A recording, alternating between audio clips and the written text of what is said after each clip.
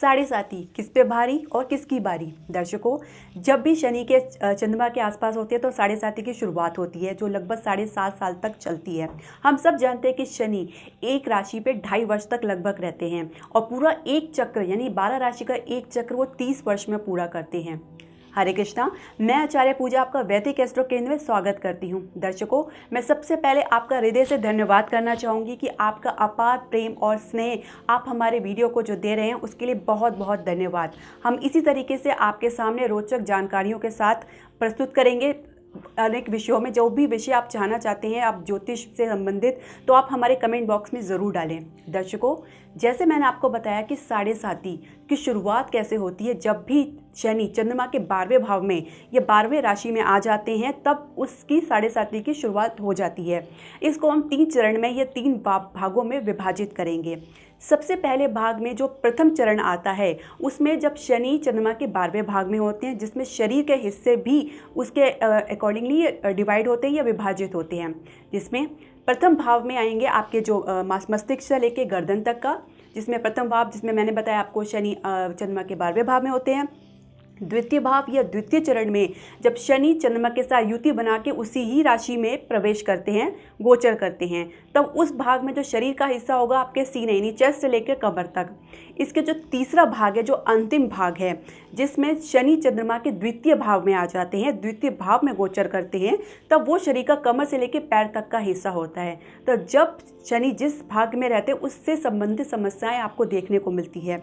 शनि के साढ़े साथी के दौरान अक्सर लोगों को सर दर्द की समस्या रहती है, कमर दर्द की समस्या रहती है, पैरों की समस्या रहती है, कई लोगों को वायु विकार होता है जिससे गैस से संबंधित समस्या रहती है, और ये आम समस्या है जो आप साढ़े साथी में महसूस करते हैं। दर्शकों, साढ़े साथी से भय की आवश्यकता नहीं है, बल्कि उसको समझने की ज़रूरत है कि साढ़े साथी का अर्थ क्या है।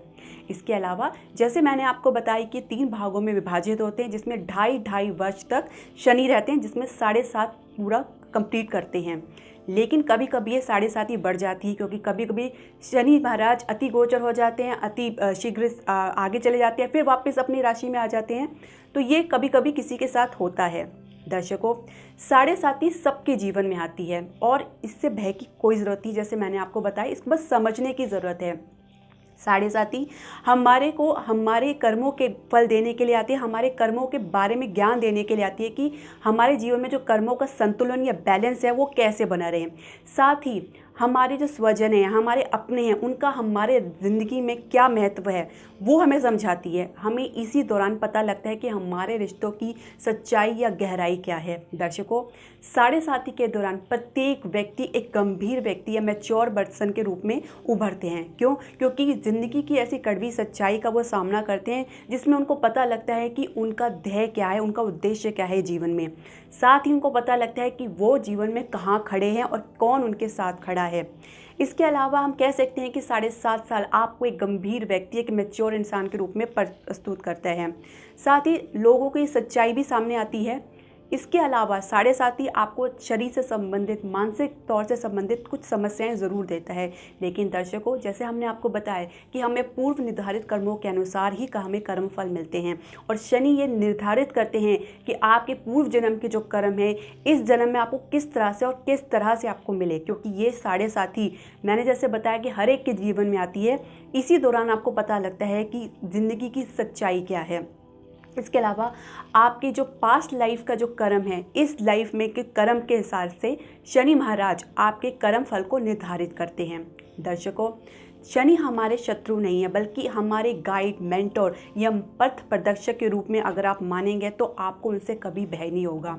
अक्सर देखा गया है कि साढ़े साथी के दौरान हर एक व्यक्ति को भय लगता है। कभी उनको अपनी शरीर से संबंधित समस्याओं से भय लगता है, कभी अपने करियर, अपने काम से संबंधित समस्याओं से भय लगता है, कभी परिवार को लेके, कभी अपनी पर्सनल लाइफ को लेके उनके दिमाग में एक भय बना रहता है। तो इससे भय से आपको डरने की ज़रूरत नहीं है, आपको इस भय को समझना है और उसको अपने दिमाग से बाहर निकालना है। कैसे हम मानसिक तौर से सकारात्मक रहकर शनि की साढ़े साथी को हम फेस कर सकते हैं या झेल सकते हैं, ये हमारे ऊपर निर्भर करता है। दर्शकों, हम आपको बताएंगे कि किसकी साढ़े साथी की शुरुआत हो रही है या किसकी साढ़े की साथी खत्म हो गई है, और किन राशियों में आगे कितने चरण में साढ़े साथी चल रही है, चलेगी।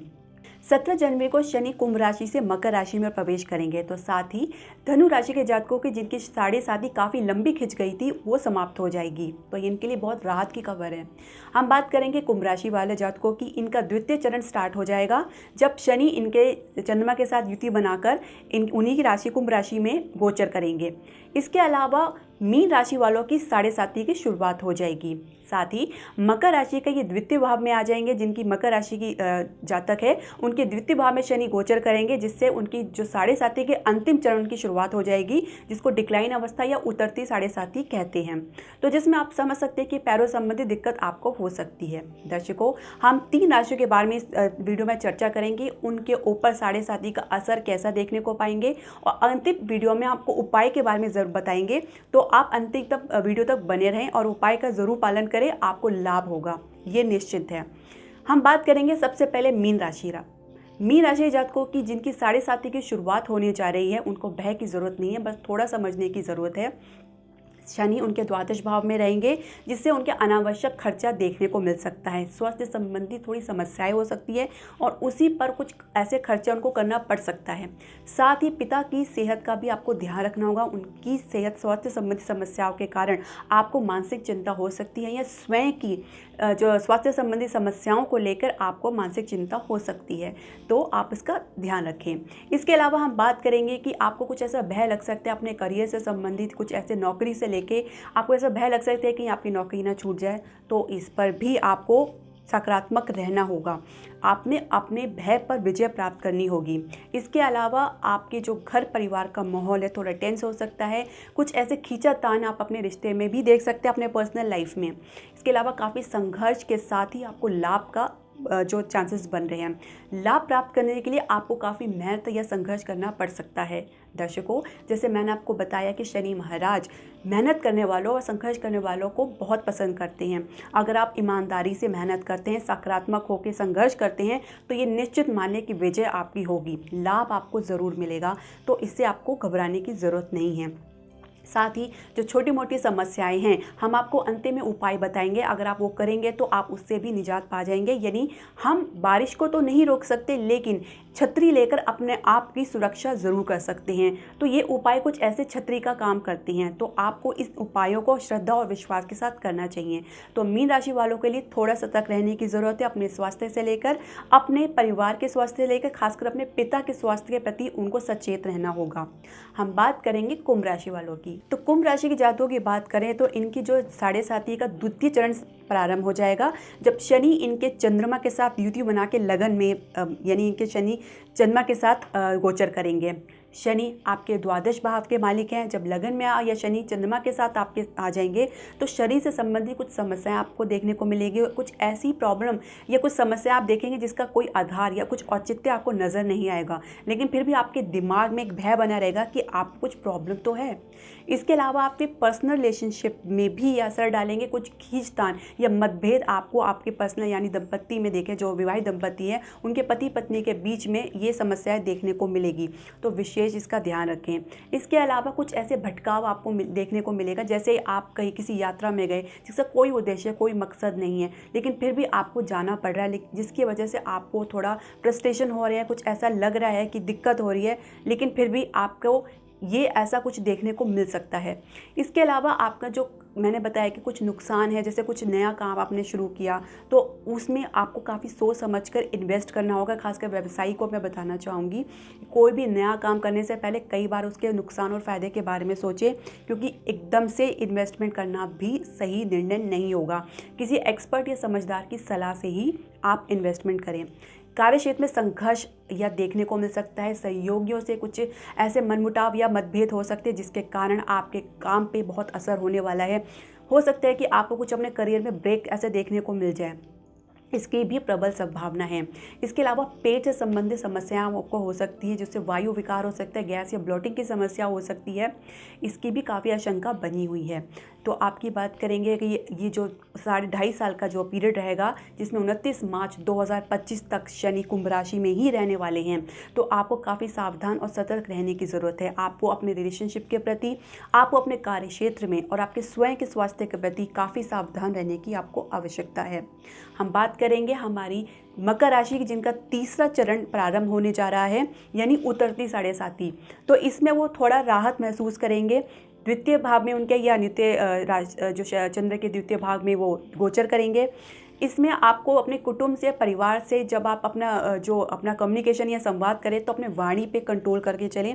कुछ ऐसे पुरानी वाद विवाद आप अपने दिमाग में लेकर सोच रहे हैं या अपने दिमाग में उनको नेगेटिविटी या नकारात्मक बना के रख रहे हैं, जिसकी वजह से मतभेद होने की प्रबल संभावना है। तो पुरानी यादों को, पुरानी कड़वाहट को अगर भुलाकर आगे की सोचेंगे तो आप अपने रिश्ते में सफल होंगे। तो पुरानी बातों को आप भूल जाएं। इसके अलावा आपके जो पैतृक संपत्ति से संबंधित कुछ ऐसे झगड़े या फसाद आपको देखने को मिल सकते हैं, जिसकी वजह से कोर्ट कचहरी के चक्कर आपको लगाने पड़ सकते हैं। तो आप बहुत सतर्क रहें और सावधान रहें।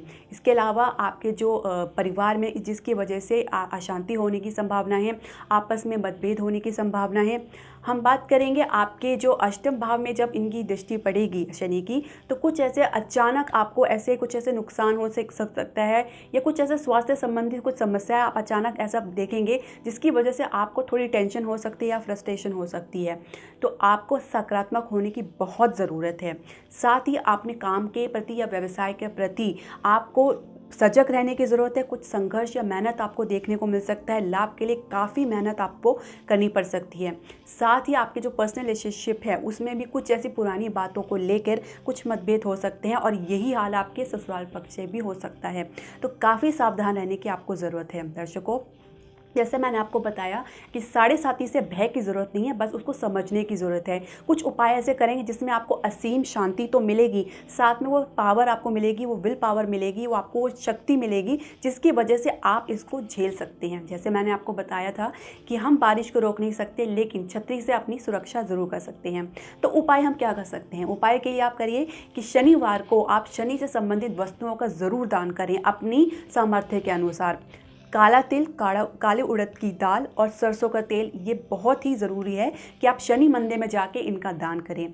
साथ ही दर्शकों, आप किसी मज़दूर की या गरीब व्यक्ति की सेवा कर सकते हैं, उनको भोजन खिला सकते हैं शनिवार को। जैसे अब सर्दियाँ, तो कंबल दान बहुत ही उचित रहेगा, खासकर उन लोगों की जिनकी साढ़े साती चल रही है या अभी शुरुआत हुई है। तो ये बहुत अच्छा उनका शांति प्रदान करेगा। इसके अलावा आप शनिवार को सुंदरकांड का पाठ कर सकते हैं या हनुमान चालीसा का पाठ कर सकते हैं। तो आपको बहुत ताकत मिलेगी इस हर चीज़ की प्रॉब्लम या समस्याओं को सुलटाने की या उसको समझने की या उसको झेलने की। आप आसानी से इससे पार हो जाएंगे और आपको पता भी नहीं चलेगा। दर्शकों, बहुत सकारात्मक रहने की ज़रूरत है, भय की ज़रूरत नहीं है। हर चीज़ का समाधान है, बस मन में विश्वास और श्रद्धा होनी चाहिए। दर्शकों, आप जिस विषय में हमसे जानकारी हासिल करना चाहते हैं ज्योतिष से संबंधित, आप हमारे कमेंट बॉक्स में ज़रूर डालें। साथ ही मैं फिर से आपका धन्यवाद करना चाहूँगी, जो आपने अपार प्रेम और सहयोग और स्नेह आपने हमारे वीडियो और हमारे चैनल को दिया। बहुत बहुत धन्यवाद। दर्शकों, साथ ही आप हमारे चैनल को लाइक, शेयर और सब्सक्राइब करें। आप अपने जो जितनी भी निकट संबंधी है, अपने फ्रेंड्स हैं, अपने जो दोस्त हैं, उनसे ये वीडियो शेयर करें ताकि ये जानकारी उन तक पहुंचे और उनके मन में जो भी शंकाएं हैं उसका निवारण हो सके। साथ ही दर्शकों, अगर आप चाहते हैं कि हम आपकी कुंडली का विश्लेषण करें, तो आप नीचे दिए गए व्हाट्सएप नंबर पर हमें कॉन्टैक्ट ज़रूर करें। हरे कृष्णा।